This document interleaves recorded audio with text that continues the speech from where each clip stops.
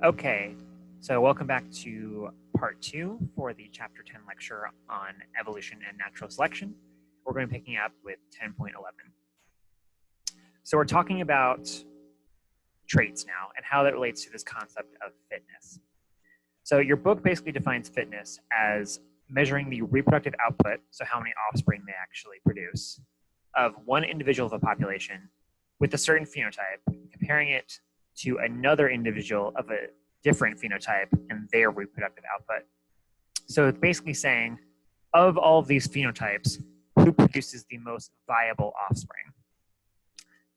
It's not just about the numbers. So you can produce a lot of offspring, but if a lot of them don't survive, you don't have as high fitness as you would if an individual who produces not as many offspring, but they produce offspring that survive and mature to adults. So the idea behind fitness, when we're speaking biologically, is measure of reproductive output. So how many viable offspring can you produce?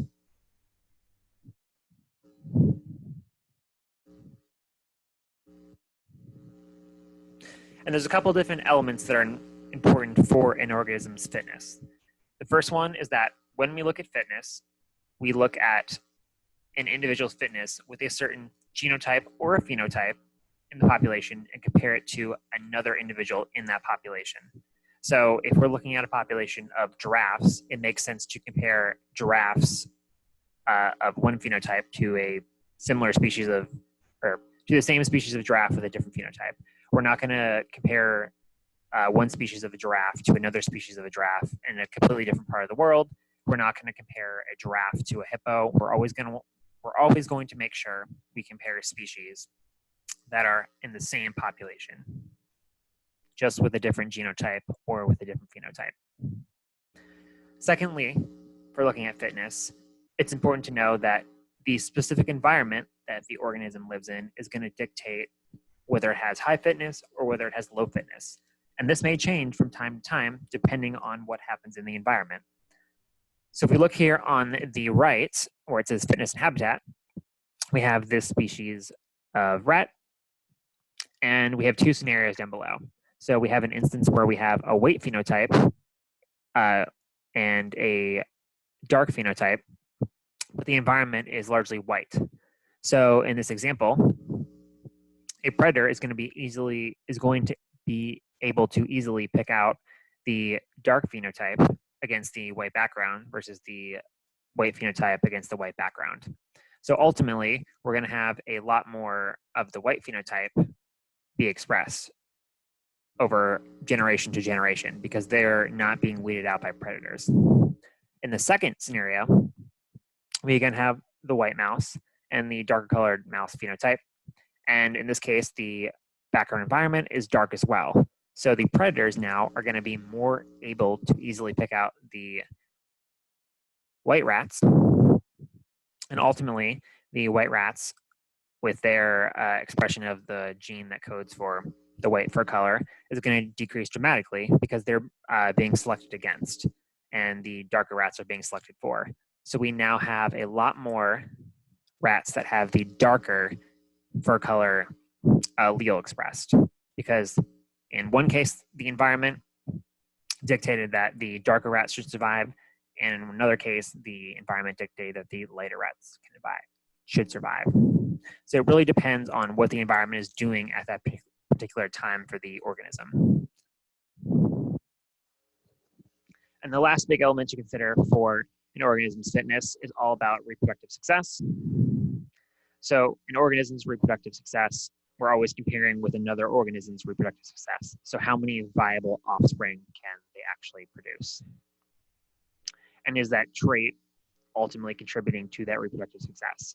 It may be that the trait is actually doing nothing for the reproductive success. It's just kind of there. And there's actually another trait that is responsible for the success of an organism. Ultimately, we get this phrase tossed around a lot in evolutionary biology called survival of the fittest.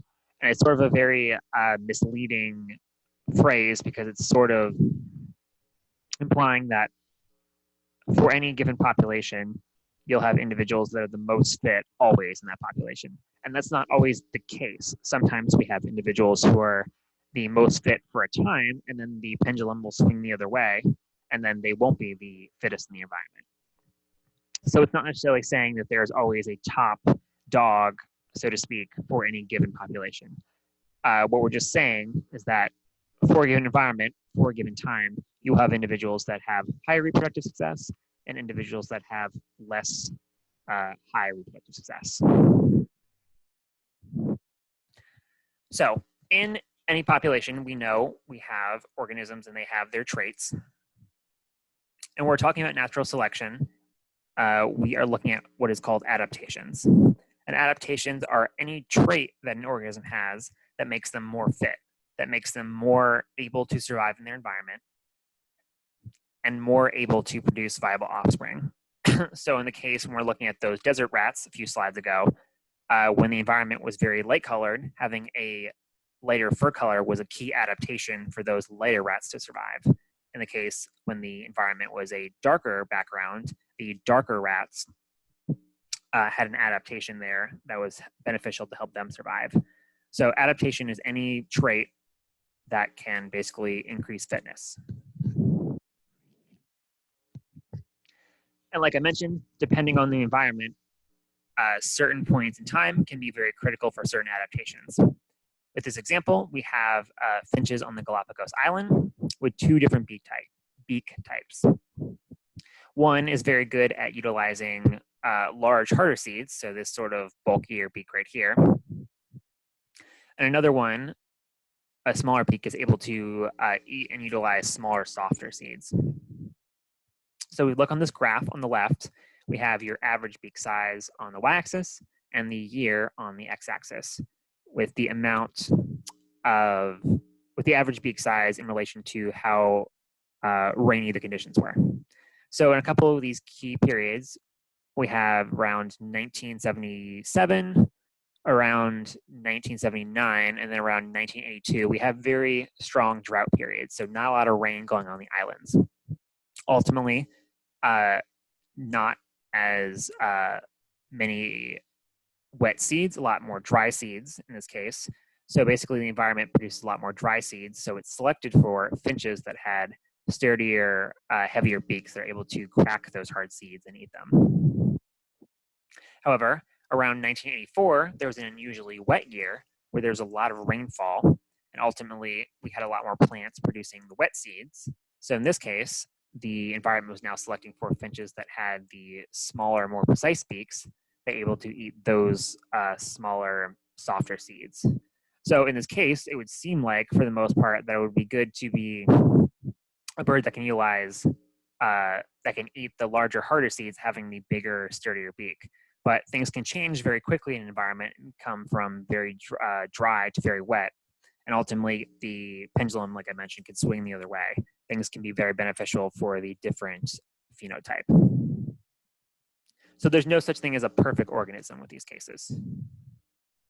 And there's no such thing as perfection with natural selection. There's no end goal. There's no finish line for evolution. It just keeps going. And that's because we have our environments that change very, very quickly. Like I mentioned with the finch example in the previous slide. Ultimately, we're always going to have variation with any population, whether it's birds, whether it's plants, whether it's humans, we always have variation. And lastly, there may be multiple correct answers to any sort of problem that nature throws at an organism or a population. There may be multiple alleles that allow an organism to survive. It may not be as simple as small beaked birds die and large beaked birds live for a given part of the year, and then it flips when it's wet.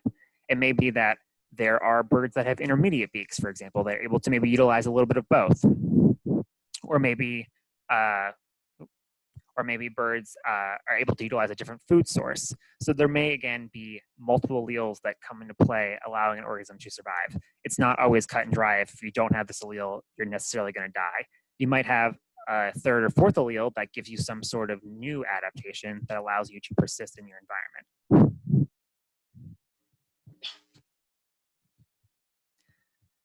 So with natural selection, a lot of the time we talk about how nature is deriving the evolutionary path of organisms. But as humans, we have sort of gotten around this through what's called artificial selection. It's sort of a special case we have.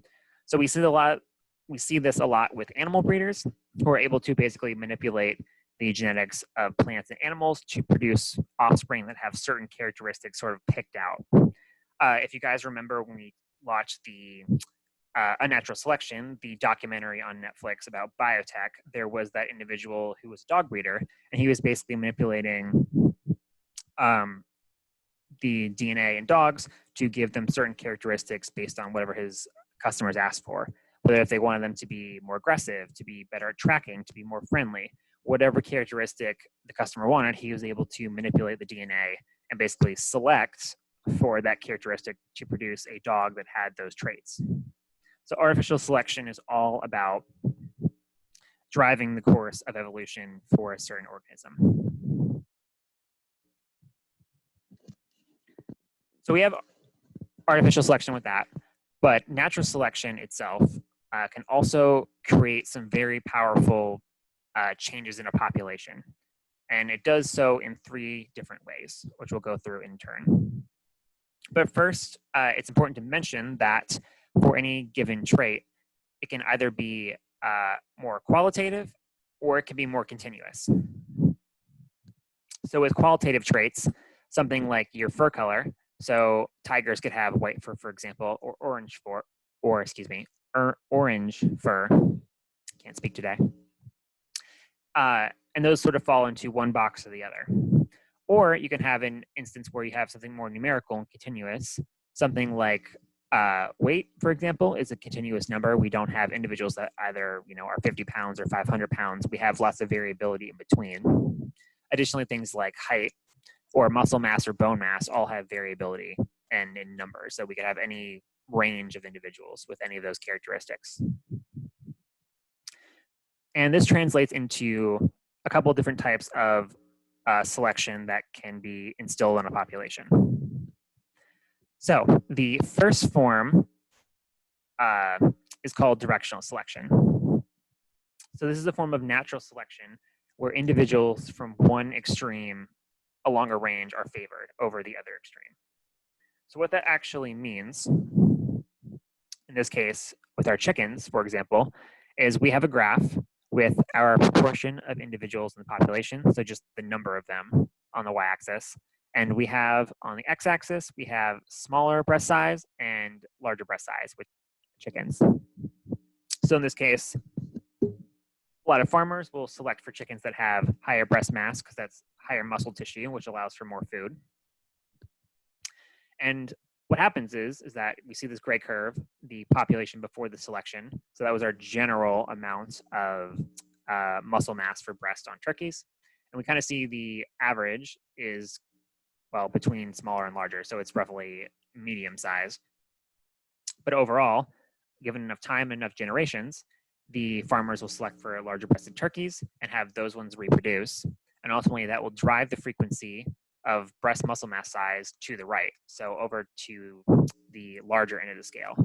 So we basically pushed something that was sort of evenly distributed to one end of the curve, or one end of the range, excuse me. In this case, the muscle mass that was at an average around medium now got pushed way more towards the large side. So now on average, we have chickens that have much larger breast size. So directional selection is favoring one extreme. Next form we have is called stabilizing selection. And this is when individuals with the intermediate phenotype are selected for. So the example your book gives here is with birth weight. So we look on our graph on the left, and again, we have proportions of individuals in the population. That's again, just the number of them, the count. And then we have on the x-axis the birth weight of a human baby. So in this case, this is more of a continuous variable because we have numbers. We have any range you can be from 3 to 12 for this example. It's not just you have one thing or the other. So before selection, we have this nice gray curve. It's very evenly distributed between 3 and 12. So we have a good amount of individuals in the middle, and then we have a fair amount on the smaller side and a fair amount on the larger side. What happens is that we tend to see babies that have low birth weights have a lot more complications and end up dying, unfortunately. And same with babies that are on the larger end as well in terms of birth weight. So being at the low end of the birth weight spectrum is bad. Being at the high end of the birth weight spectrum is bad. So ultimately what's going to happen is that the population is going to sort of thin this curve, and it's going to basically surround the 7.5 range more. It's going to sort of increase the number of babies that are in that average median amount. So nowadays, we don't really have a lot of babies that are high birth weight or a lot that are low birth weight. We have a lot that are in the middle, so between the 7 and 8 pounds. It's not to say that we can never have a baby that has 3 or 4 pounds, or never have a baby that has 11 or 12. It's just the probability of survival is much higher for those median birth weights. So stabilizing selection, all about the intermediate phenotype, the middle ground. Lastly, we have disruptive selection, and that is where we have individuals with the intermediate phenotype having the lower fitness. So it's now favoring the extremes.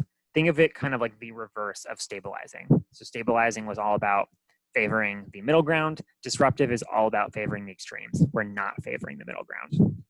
So in this case, we have a population of salmon in a river. And we have on our x-axis again, the proportion of individuals in the population. And then we have smaller individuals, medium individuals, and larger individuals for the population. So what we're looking at is the amount of offspring that they're able to fertilize, so fitness in essence. And our gray curve beforehand is showing the sort of average distribution of the reproductive success for your fish before selection. But we notice that for medium-sized fish, when they're competing for fertilizing eggs, ultimately they get outcompeted for territory by larger fish. So the larger fish on the right side are very intimidating. They're able to control territory more and have access to the eggs overall more than the middle fish. And on the other side, however, you would think the smaller fish would also have this problem, that they would be outcompeted by the larger fish for fertilizing eggs. But smaller fish actually have an advantage here in that they're able to hide and sneak around a lot more. So they're actually able to do what's called a sneak copulation, where they're able to fertilize eggs very quickly by hiding between rocks and sneaking into other fish's territory and then getting away very quickly without being noticed. So they actually have high reproductive success as well on the small side. So what happens is that the middle ground, so those average fish kind of fall out and they die off because they don't produce viable offspring. So ultimately we have smaller fish favored for their sneaky copulatory tactics, and the larger fish favored for being able to control territory very well. So again, in this case, we favor the extremes with disruptive selection. The middle ground goes away. So those are the 3 types of selection we have under natural selection. We have directional selection, where we favor one phenotype, one extreme phenotype. We have stabilizing selection, where we favor the intermediate phenotype. And we have disruptive selection, where we favor the extremes, both extremes. And when we talk about natural selection, a lot of times we think of natural selection only applying to a physical trait, something like muscle mass or fur color or tail length or antler length, or something physical you can see with your eyes. However, natural selection can also apply to complex traits and things like behavior and learning as well. So, for example, we have an experiment here where some scientists took some rats and basically put them in a maze and figured out how long it took those rats to complete the maze. What they did is they took the slow learners, so the rats that took a really long time to complete the maze. So they're this pukey green line here. And then we have those fast learners, so the rats that are able to complete the maze very quickly are your turquoise line here. And ultimately, they had these slow learners, once they completed the maze and determined that they were the slower learners, mate with other slow learner mice, and then produce and reproduce, and ultimately have those offspring run the maze again. So what they found for the slow learners is that their offspring took more time over and over and over the subsequent generations until ultimately slower learners were then producing more slow rats in terms of processing the maze cognitively. And for fast learners, they saw the exact opposite trend. So fast learners who were able to complete the maze very quickly, they had fast learners breed with fast learners, and then their offspring were able to complete the maze more quickly. Those offspring then bred with each other, produced even smarter, faster offspring, and then ultimately over these 6 generations, they able to complete the maze much more quickly. So we see a large stark contrast between the slow learners and the fast learners, given enough generational time. With natural selection as well, we can see what's called a co-op trait get inherited.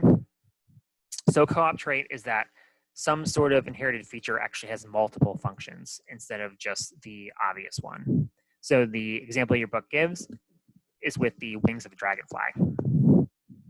So with the wings of a dragonfly, most of us would assume that the wings are used for flight, and they are. They do have a very big aerodynamic benefit. If we look on the graph, in this graph that's at the top in the background, we have aerodynamic benefit on the y-axis and wing size on the x-axis.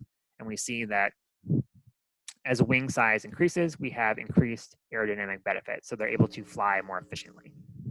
However, those wings actually also instill a secondary characteristic in what's known as thermoregulatory benefit.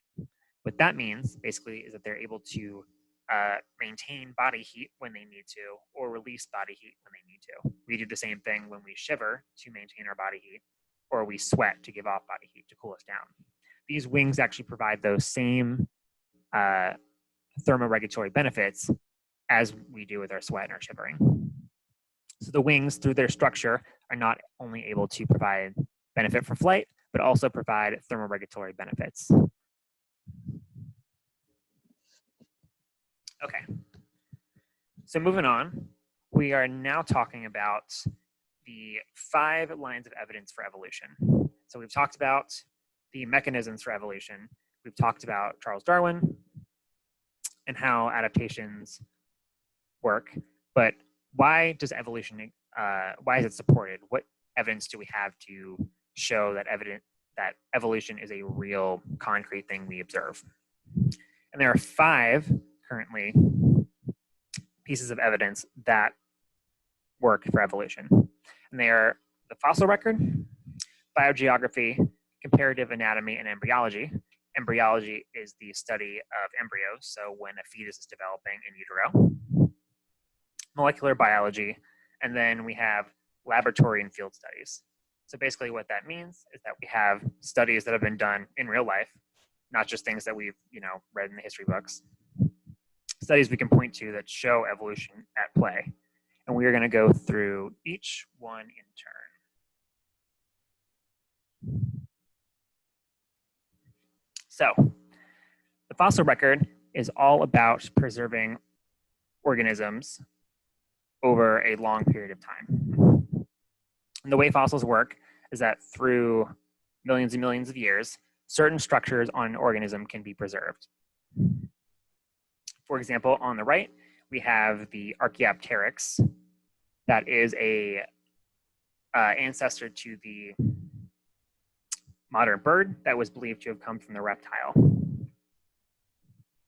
And these fossils, ultimately, when they preserve an organism, they show us an organism that is that was alive millions of years ago and ultimately is no longer with us. But it shows us, very importantly, that we do have organisms that used to be on Earth that are no longer with us. So we know that not everything here today always used to be here.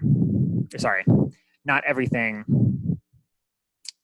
that started on Earth didn't make it to today. I misspoke. So the fossil record provides some of those gaps of evidence we have for filling in.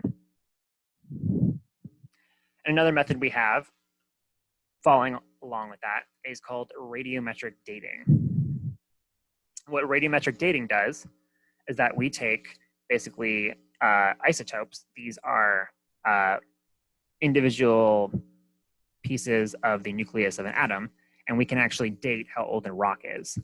So why that's actually important is that we're able to tell based on how old the rock is and based on how deep it is in the earth, we can actually tell how old the earth is. So with radiometric dating, we're able to tell that the earth is actually about 4.5 billion years old. That is way, way more than what the original scientists that influenced Darwin thought. They thought the earth was about 75,000 years old. So we actually found out the earth is way, way older than originally anticipated. Additionally, we're able to figure out that the first organisms on Earth actually came about 3.5 billion years ago. So again, very, very far back from where we initially thought the original organisms were alive. However, there are some drawbacks to fossilization.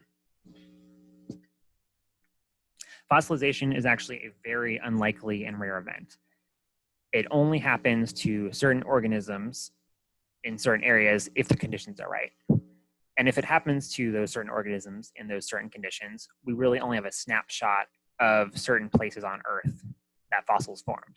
So there may be certain places on Earth that we know a lot about the biodiversity from millions of years ago based on fossil records because the conditions happen to be right. But there may be other areas on the Earth where the conditions were not right and we don't have any information on the biological diversity. So overall, it kind of gives us an incomplete picture of what was where when. We have some evidence, but it's not the perfect system we would want it to be. Additionally, only certain physical structures are actually preserved with fossils. So bones, for example, are usually almost always preserved with a fossil. So it's great for looking at comparative anatomy with bone structure from organisms of yesteryear. But if you had something like a slug or something that was made of just a lot of like slimy tissue, that's not going to get preserved most likely, and you won't have a lot of fossils of non-bony organisms.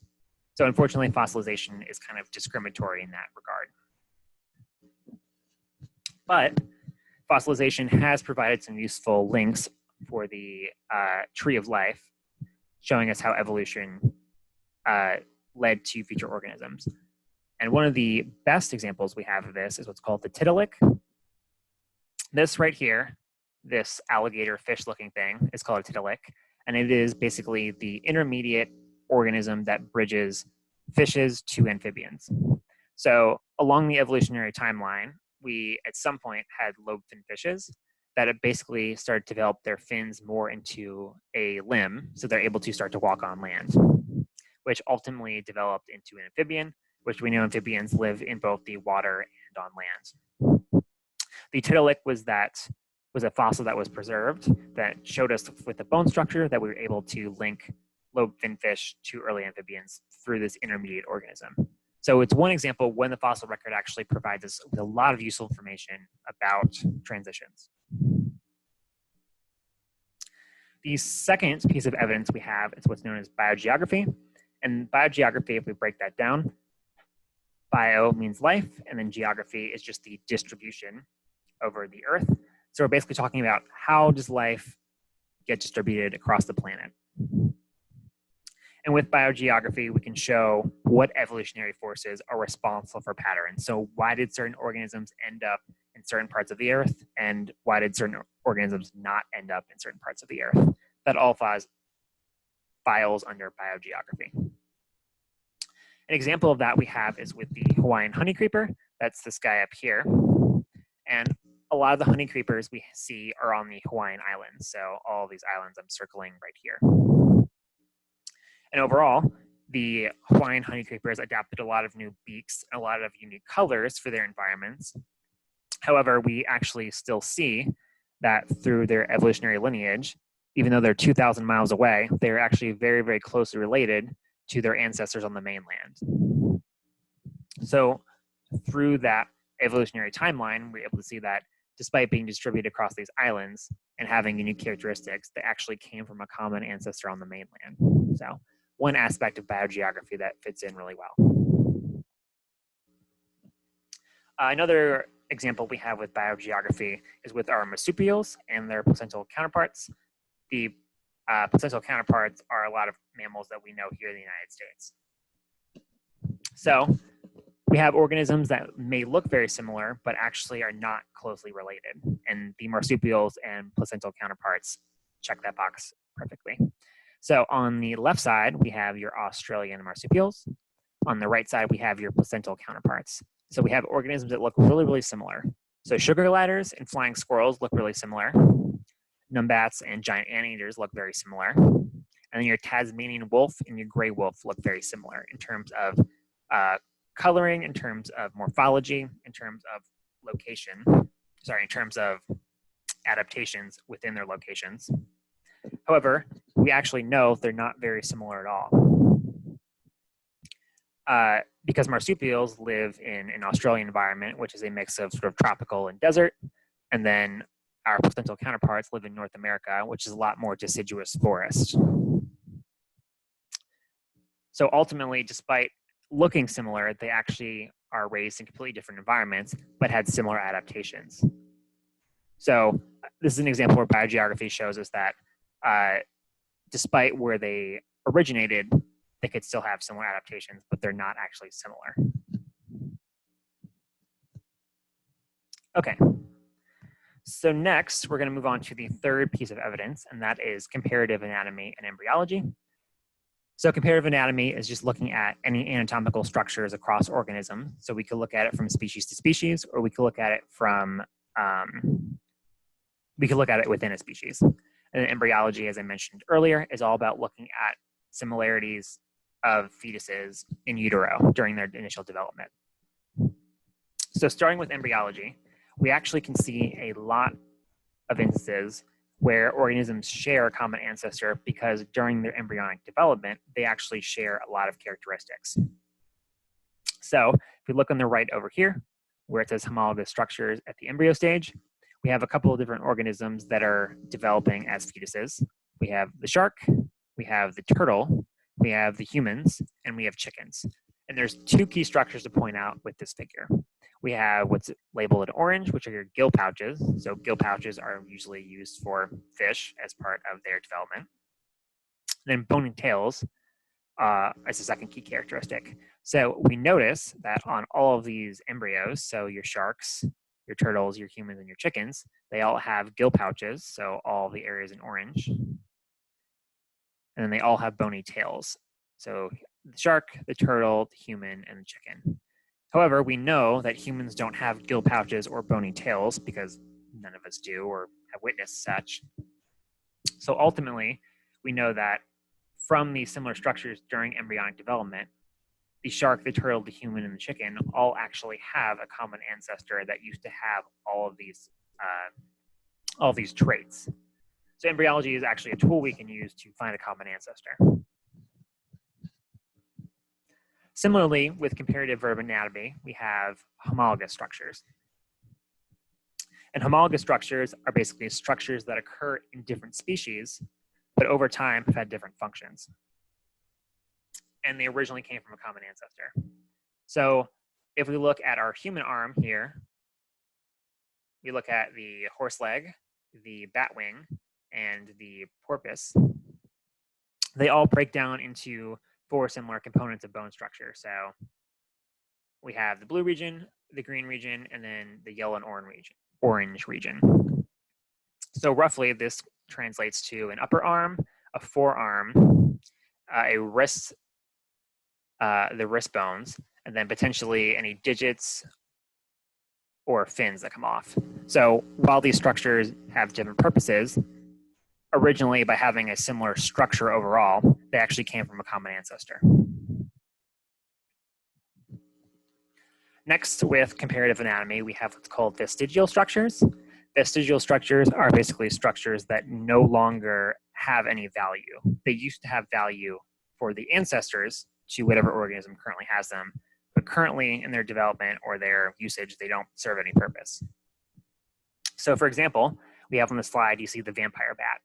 So the vampire bat works by not sucking blood per se from its host, but rather it actually nicks a little wound in whatever mammal it's feeding off of using its large teeth right here. Then using its tongue, it laps up that blood. Then using the tongue, it laps up that blood. However, for some reason, the vampire bat actually has molars, which are usually used for grinding up food. We have molars as humans that we use to grind up a lot of our food after our canines and our incisors have initially torn the food down. So why would a vampire bat that usually uses its tongue to have a very, very large liquid diet, why does it need teeth that crush and destroy food if it's just drinking blood? The reason is that it's a vestigial structure.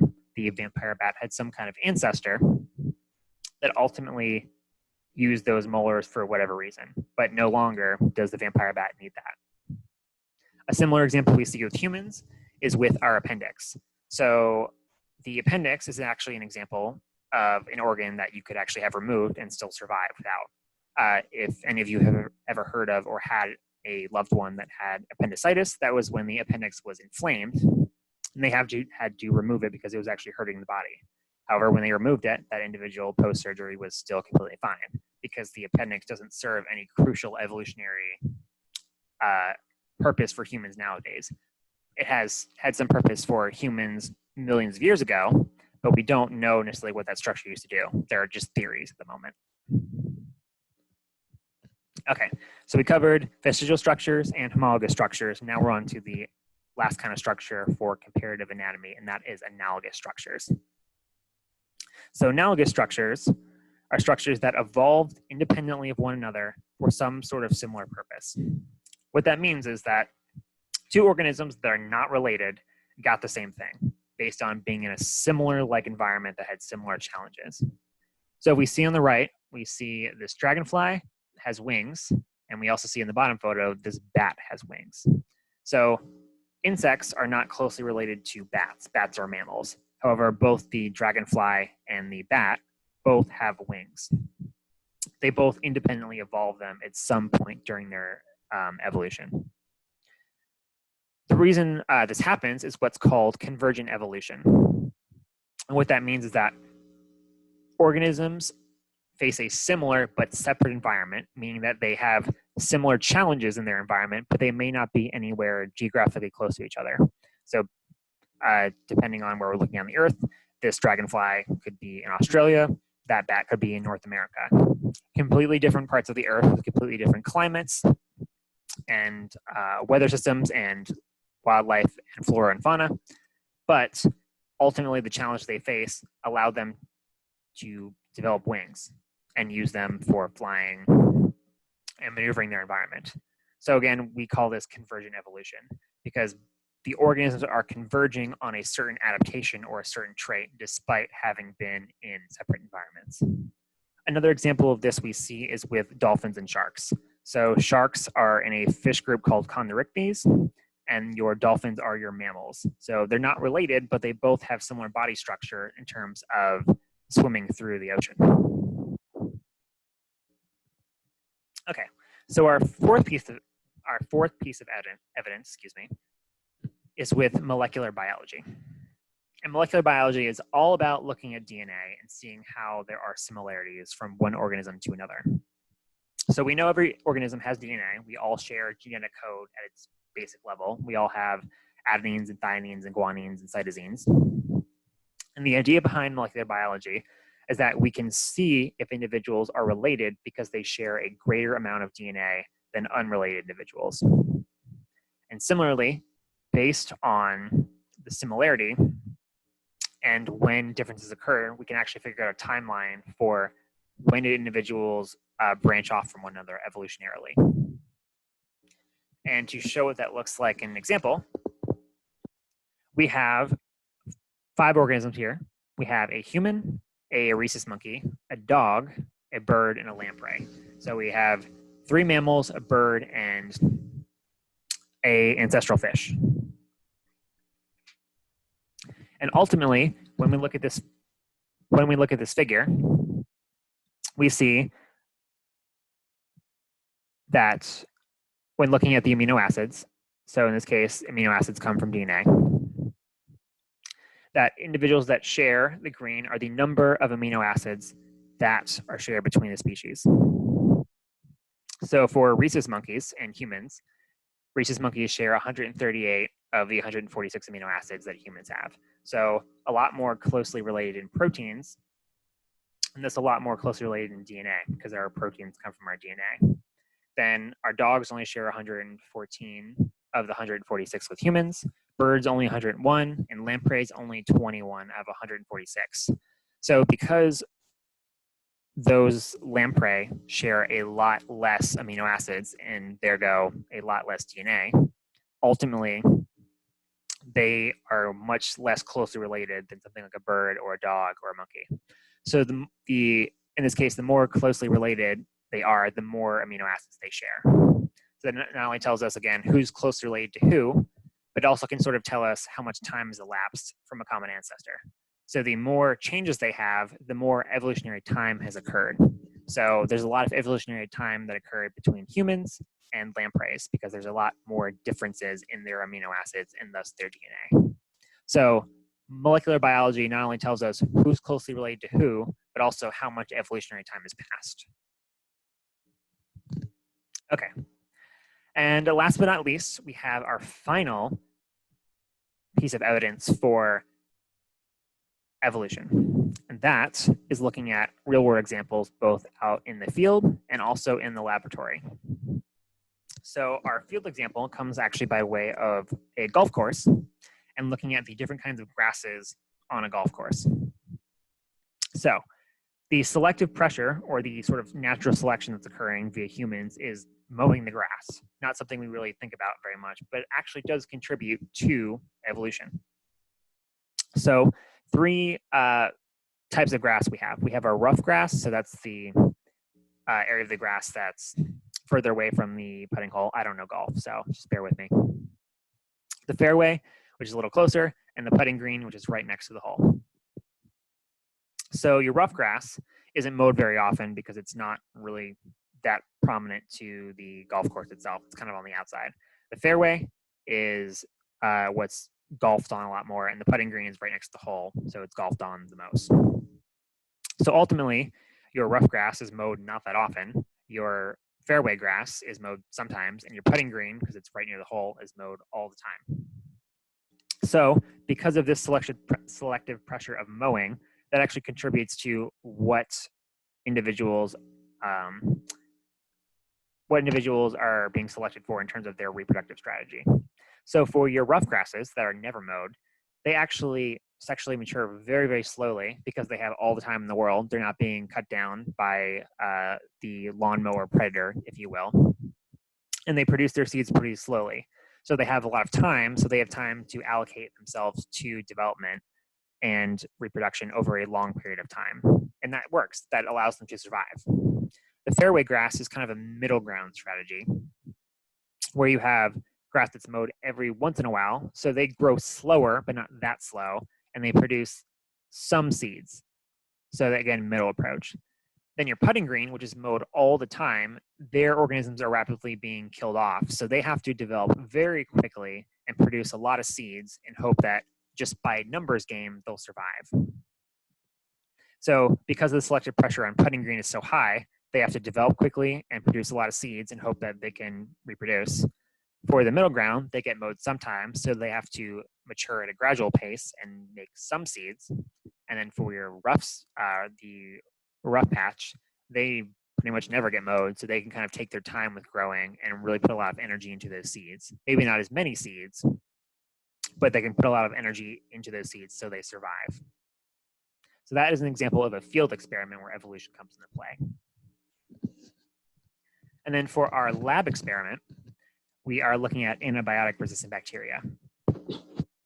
So in the 1940s, we had a bacteria strain called Staphylococcus aureus, which I'll just call S. aureus for the rest of the slide.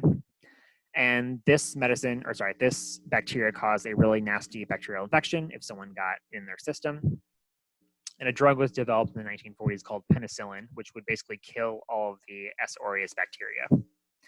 So on this petri dish, we see that when the penicillin, that's this little dot in the middle, is implemented, it kills pretty much all the bacteria in the immediate vicinity of the drug.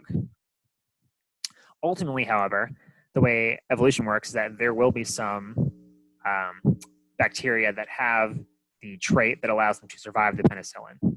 And all of those bacteria, so the S. aureus, are going to reproduce and produce more of their own kind, which then have that trait of being able to resist the penicillin.